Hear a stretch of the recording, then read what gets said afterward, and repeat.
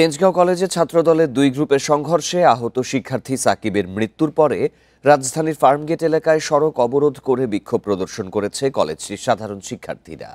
2.5 ঘন্টা সড়ক অবরোধের পরে প্রশাসনের আশ্বাসে শিক্ষার্থীরা আন্দোলন স্থগিত করে। কলেজ প্রশাসন জানিয়েছে, থানায় এ নিয়ে একটি হত্যা মামলা দায়ের করা হয়েছে। গত শনিবার তেজগাঁও কলেজের হোস্টেলে ছাত্রদলের দুই গ্রুপের সংঘর্ষে গুরুতর আহত হন শিক্ষার্থী সাকিব হোসেন। গতকাল এই ঘটনায় ঢাকা মেডিকেল কলেজ হাসপাতালের আইসিইউতে চিকিৎসাধীন অবস্থায় মারা যায় সাকিব।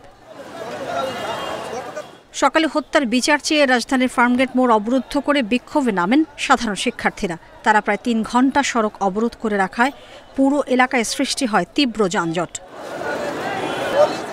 শিক্ষার্থীদের দাবি, জড়িতদের দ্রুত গ্রেপ্তার এবং দৃষ্টান্তমূলক শাস্তির। তো এখানে সাধারণ শিক্ষার্থী যারা ছিল তারা প্রতিবাদ করতে যায়, তাদের দোষ হচ্ছে তারা কেন প্রতিবাদ করলো। যারা এই হত্যাকাণ্ডের সাথে জড়িত তাদের দৃষ্টান্তমূলক শাস্তি চাই আমরা। আইন শৃঙ্খলা বাহিনী জানায়, শিক্ষার্থীরা শান্তিপূর্ণভাবে অবস্থান কর্মসূচি পালন করেছে। প্রশাসন তাদের সর্বোচ্চ সহযোগিতা করবে। আমরা শিক্ষার্থীদের সাথে কর্তৃপক্ষের কথা বলিয়ে দিয়েছি, তাদের একসাথে করে দিয়েছি এবং তারা তাদের নিজেদের মধ্যে কথা বলে সন্তুষ্ট হয়েছে। আমরা ব্রিজ হিসেবে কাজ করেছি, এই কারণে কোনো কিছু আমরা আমাদের ঘাড়ে নিচ্ছি না। আমরা কর্তৃপক্ষ যারা সমাধান দেওয়ার যোগ্য তারা করুক, আমাদের পরিস্থিতি নিয়ন্ত্রণ করতে পেরেছি, এটার জন্য আলহামদুলিল্লাহ।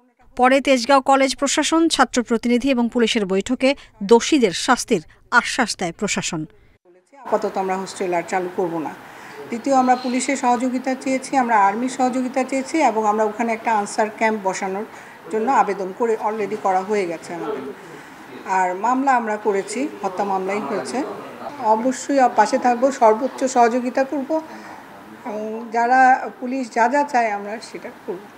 দোষীদের বিচার নিশ্চিত না হলে আবারও আন্দোলনে নামার হুঁশিয়ারি দেয় শিক্ষার্থীরা। Mahmuda Moumita, independent news, Dhaka.